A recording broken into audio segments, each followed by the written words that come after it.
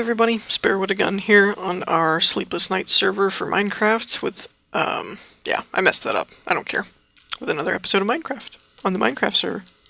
Hence, Minecraft. Where else are you going to find Minecraft? On a Terraria server? No, you will not. So, I hadn't really gotten a whole lot of feedback from the last episode as to how everyone preferred to see the construction of the Iron Golem Farm, so I'm just going to do it in little pieces, kind of explain it, and then just show afterwards. I figured most everybody can get behind that. I have to go grab some other stuff, though I don't think I brought everything with me.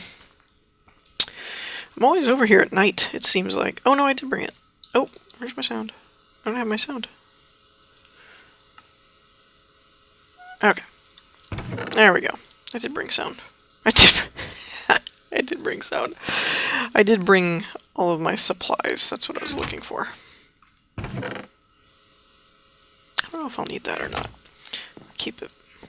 So basically, once again, this is kind of working in reverse from Doc's tutorial. So he mentions you need a 20 by 20 platform. Now it's important to note that the last ring is actually just for show, if you will, because eventually the wall is going to go along here. So floor space, it's actually 19 by 19, but 20 is how many blocks out you need. So what I'm actually going to do here is I've been playing around in creative with decors. Decors? Is that the right word? No. Aesthetics is probably a better term. So I've been playing around with the aesthetics of how I wanted it to look. I did not bring an axe, of course, even though I'm working with tons of wood stuff, which is awesome. So what I'm going to do, I don't really have any expendables, oh well, is I put this water plot down. Plot? Sure, why not? And then we're going to make a jump over here to this stream, because that's going to cut it off. When we get up here, we're going to steal the water back. Okay. Now what this does is it lets me put a jungle log there.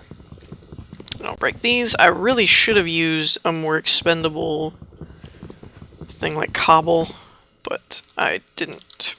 Oh, I did bring some. Dang it. Poop. And it is important. I really should grab a bed, actually. I might do that. Unless I brought... I was not smart enough to bring one with me. So, let's go grab a bed. I have one... Oh, yes. Some of you may be wondering what this contraption is. I have my villager spawner working again. Because I'm going to need a lot of villagers to put in these spawning cells to get the iron farm working. So I had to grab a couple of villagers from a village which Baseplay found over that way. I think I discussed that in my last video. So I got a couple of them. I used tracks and repeated. That would not have made a good video. That was a very tedious process. So, where's that extra bed of mine? I had it somewhere. There it is. So we'll move that over there. I don't know what this is. I get this weird sparkle effect thing, like I'm drowning when I sleep in my bed. Maybe I'm too high. Maybe I'm not supposed to be that high, or it's too close to something. I don't know. Eventually, I do intend to make a more aesthetic part of the nest also, and not just functionality. I've actually got quite a few plans for this server, to be honest. There's the aesthetic side of making, like, more nicer rooms and stuff. Maybe guest rooms for if bass player Adrian want to show up. You know, things like that. And then I've got the underwater base, which I haven't even hollowed out yet. I just made the tunnel to get there. I need a safe spot to put this, though. I guess we'll go right here. Yeah, Sure, that'll work. Okay, put this there. Alright, so what I've designed in Creative is to... Oh, well, first of all, let me explain this. The easiest way to do this, as far as working in reverse, is to come out to the end of the tube, which we've already finished, and I believe I explained in the last episode how to do that. The tubing mechanics that I used, which was to start from the center one here, you place 2 signs, and then go from this sign, put 6 blocks in between another sign, and then 4 sets of 8 blocks. So there's 8 here, another sign, 8 here, another sign, 8 here, another sign, and then 8 here is your last one, and you just build the tube up. That's how you know, distance-wise, that you're at the right spots, going from the center platform. So from here, you go up, and on the edge of the glass you build a ring that makes a 2x2 hole. And then what I did is you count diagonal. So this air block right here is 1, 2, 3, 4, 5, 6, 7, 8, 9, and then 10 is the outer ring where the wall's going to be. So this is your last floor space. And then you can do the same thing over here, and this will give you your diameter. So 1, 2, there you go, 3, and switch. Or no, 1, 2, this is 3. 4, 5, 6, 7, 8, and 9. And then this last one will be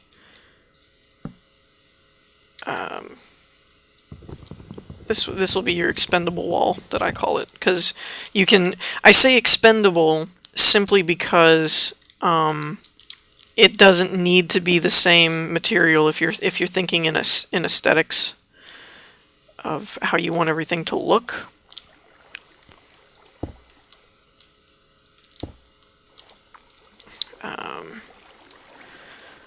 So that's why I call it expendable. It's not really that you don't need to put it there, you do.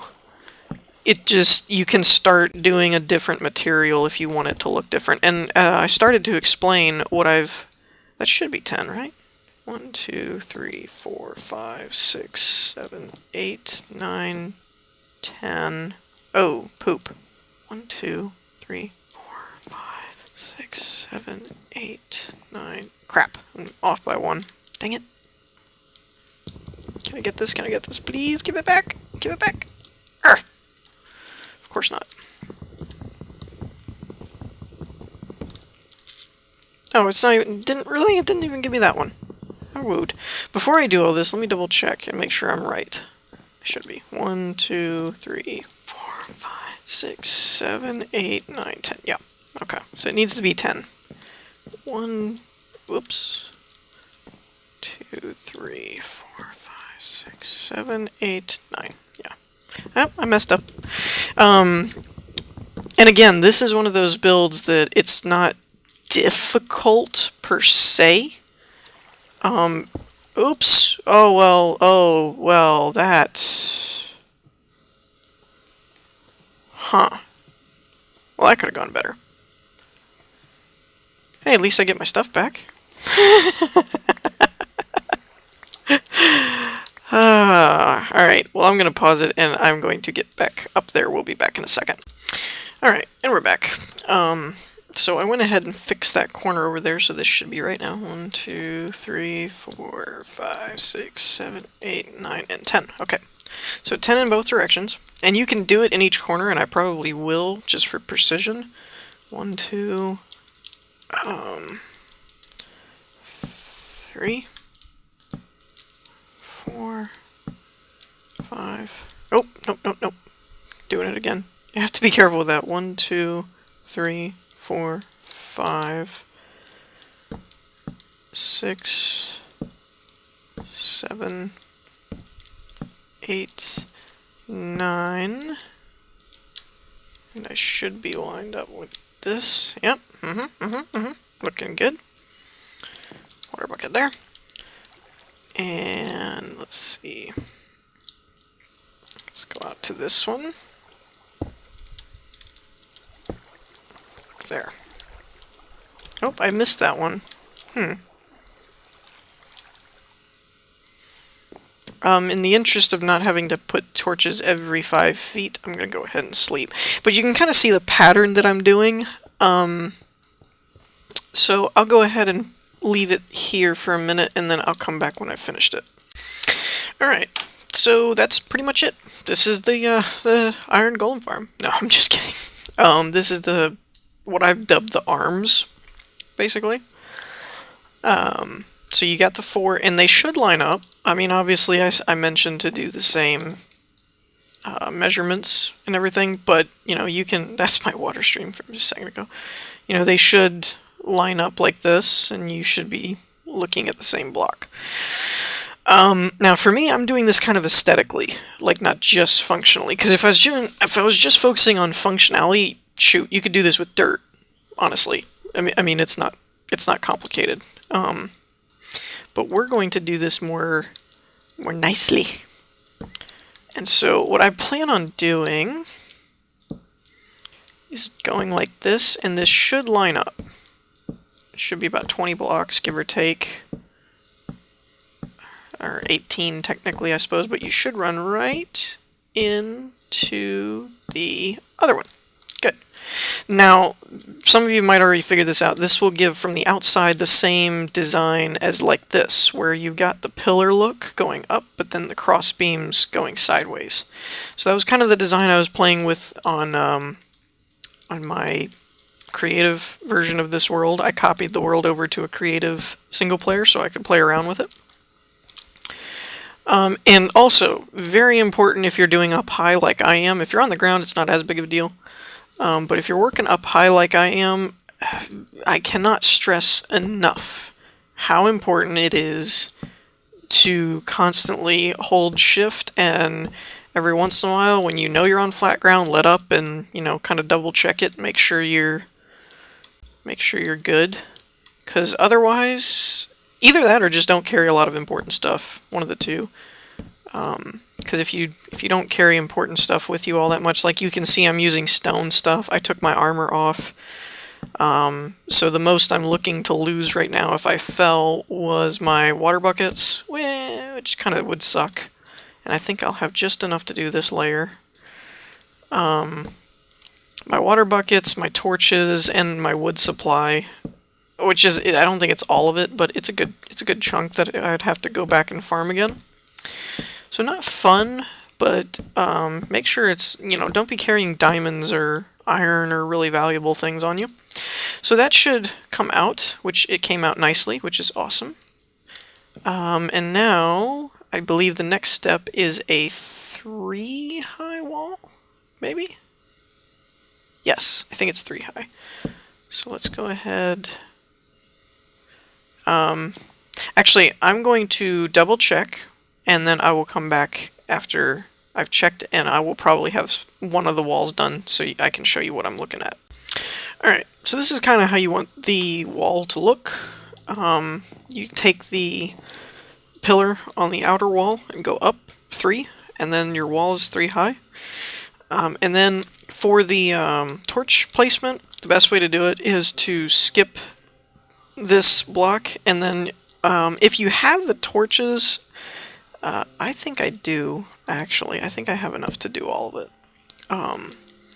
In Doc's build, he does all of them, which, again, it's kind of one of those where I would do it just so that you don't mess anything up and have something spawning. But basically, this is all going to be filled in with water. After... Actually, I'm going to go sleep so that we don't have any problem with that. So you want to make sure that's torched up, because otherwise you'll have things spawning in there, at least until you get the water going. You really only need the torches on the wall after you've put the water everywhere, but before you might want to place some around on the ground, just in case. I'm not really doing that right now just because I've been sleeping enough. You know, I've been getting my sleep, so I'm fine.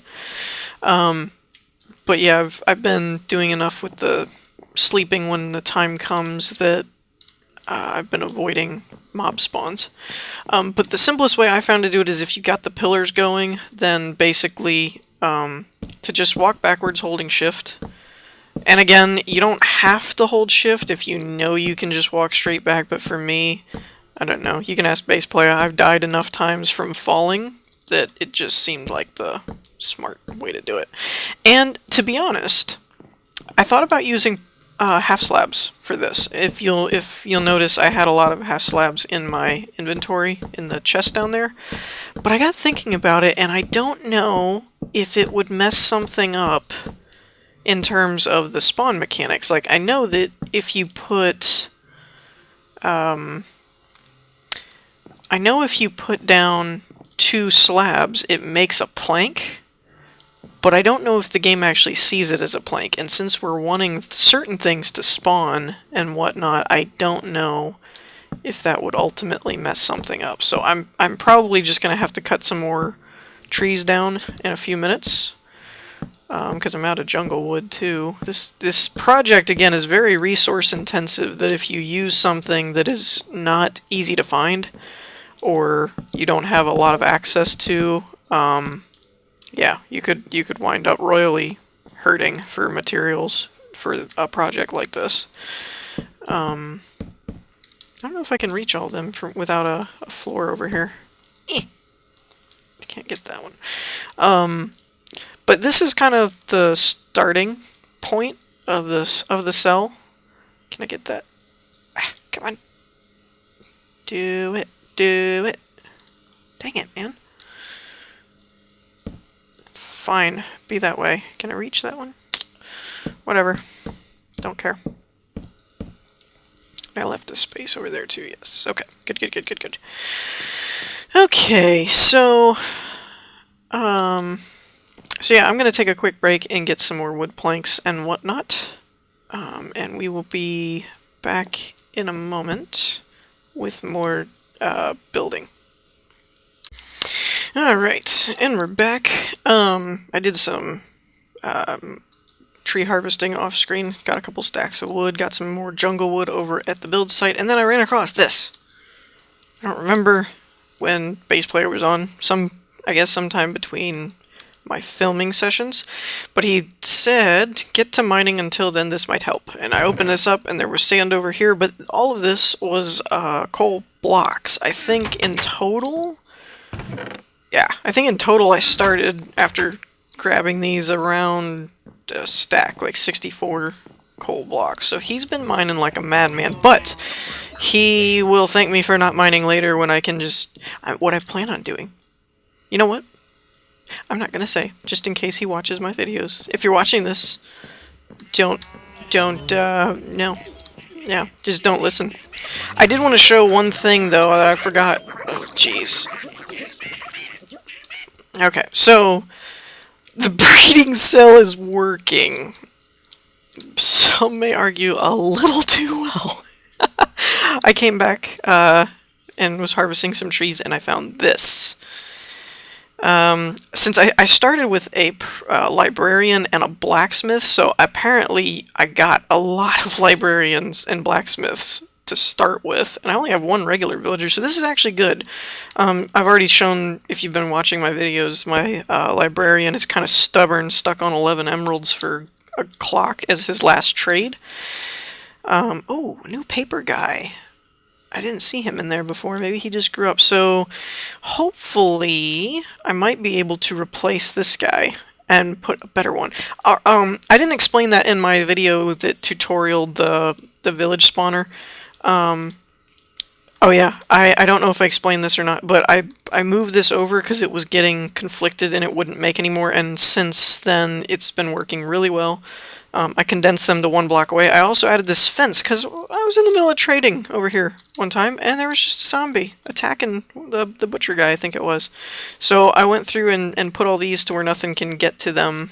You know, if it was a skeleton or something, obviously that'd be bad. But I took the doors down for now because I don't want to cause a bunch of lag on the server. But you'll notice I took these 2 blocks out. I don't know what I did wrong, because in Doc's video, he said to put 2 blocks next to the 6 doors and it would help. But when I went through, I made a copy of this world in single player, and I made it creative, I mentioned before, so I could test this stuff out.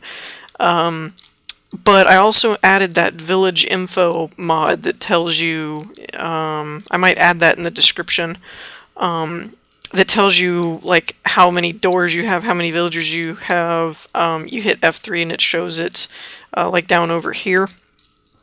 And it'll tell you like how many villagers you're supposed to have. Well, when I did that on my single player version of this, it said I only had 4 doors, so 4 houses. And when I broke those 2 blocks, then it said 6, and these guys started spawning like crazy. So, and I also put this half slab thing there so that no zombies or anything could fall in there if one happened to spawn.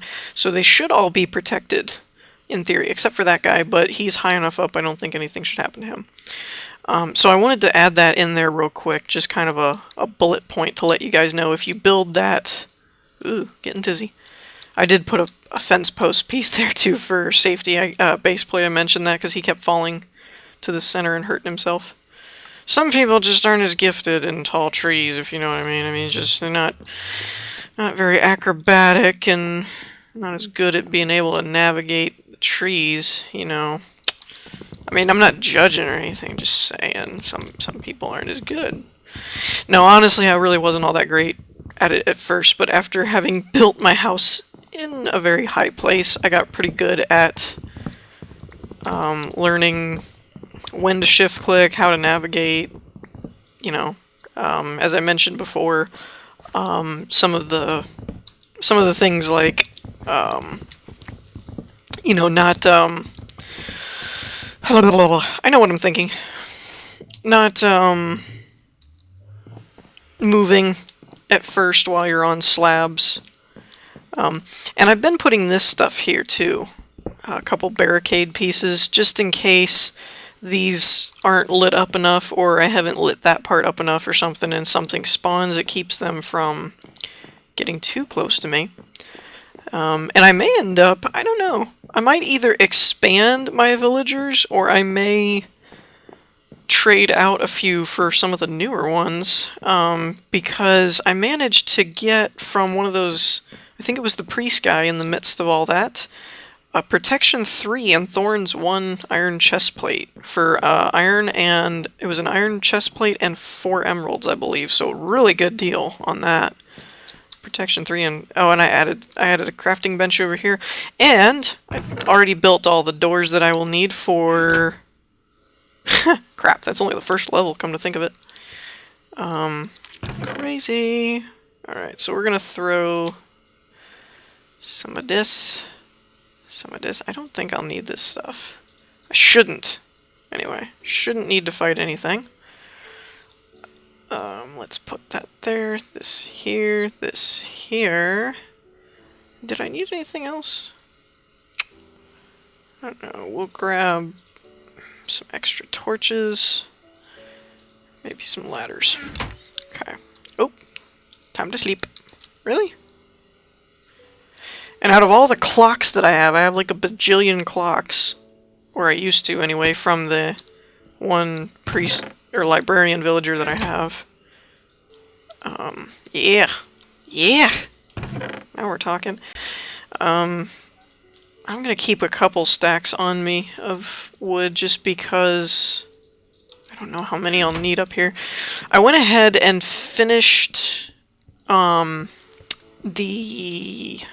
walls, the inner walls, and I did a couple of the floors. I haven't done all the floors yet, and I have not done the water.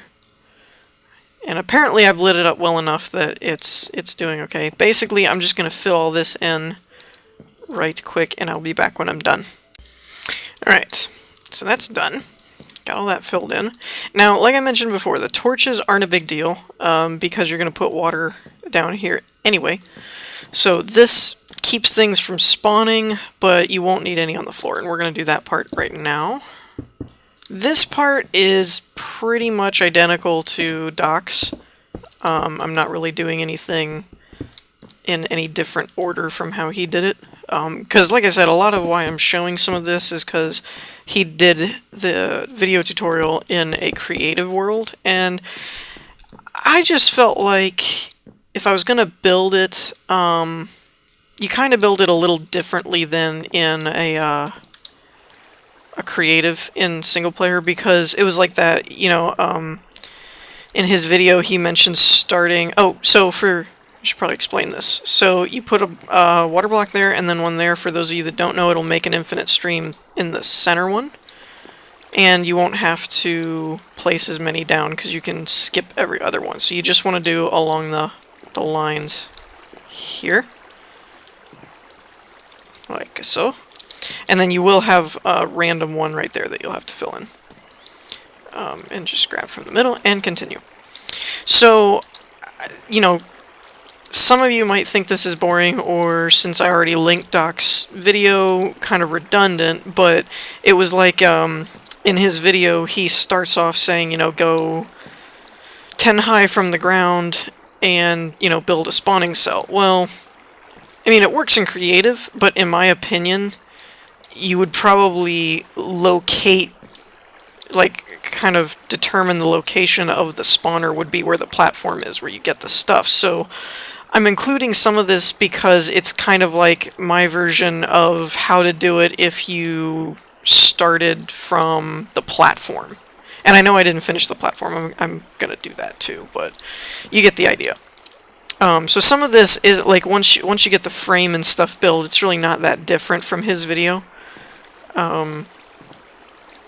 But some of the plotting out where to put things and how many blocks to go out, I kind of wanted to show how I figured that out. Just so, you know, it was one of those that if you were building in a survival world, you'd know more of how to do it. Ew, currents. Water is my enemy. So yeah, essentially, what you want to do is you do that. You build all that, and you'll see it's a perfect stream right to the edge there. That's a good indicator that you did it right.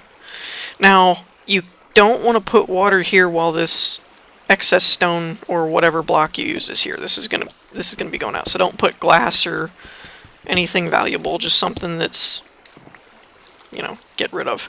And you'll see this, right? And then you put one right in the corner like that, and it should make your streams perfect, basically. But it is important to remove these blocks first. You don't want to do it while they're there, because it will mess up the streams, as far as I know. So, going one way is a lot easier. So you kind of get the idea. So I'm gonna finish and be back in a second. Okay. So when you're done with that, it should look like this, pretty much. And you should have all your torches in place. And you can remove these now. I pretty much did that just for when I was here to make sure I didn't lose anything. Or that it was lit up enough that I didn't spawn anything, I mean. But with all that water and torches in there, it should be fine. So now, I know we're running a little bit long here, but I kind of wanted to show the last little bit. And what you're gonna do, let's get rid of that, is I'm gonna need at least a few doors. That should be enough for one side. It'll take about, let's see, 6 8s are 48. So it's about 4 sets. Oops, I don't mean to do that. 4 sets of 12 doors for one level of the cell. So we're gonna just do this for now, like so. Oops, didn't mean to do that. And I know it's taking a little longer, but I really wanted to basically show the first layer at least. So you'll go up 2. And then you want to count 6 over. 1, 2, 3, 4, 5, 6, and then on the 7th you place a block. Do the same thing on this side. You can do all in one row if you want. It's up to you. 1, 2, 3, 4, 5, 6. And there should be 1, 2, 3, 4, 5, and 6. So it's 6 in the middle, 6 on each side. Now, this part is a little tricky to do in survival. I recommend doing a kind of platform like this, maybe place a torch or two, and go all the way around, because you need to place these doors. Actually, let me go ahead and place these here, so I don't forget. Should be too high. Okay, that's better. So you'll need 6 doors for each side. That's 5, 6. But the trick part is, at least from what I saw in Doc's videos, they need to be placed this way. To where when you... Ooh. Don't want to block glitch that high. So when you close them, they should be on this side. I don't know if it makes a difference or not, but again, with this kind of a technical build, you really want to make sure that you do it right. So you're going to do it like this. And yeah, we're going to do that all the way around, and I'm going to do that, and then we'll be right back. Alright, so that's done, and this is the end result. So as I said, go around the whole way, follow your pillars up with the 6 space in the center, and 6 doors twice on each side, all facing outward, like so.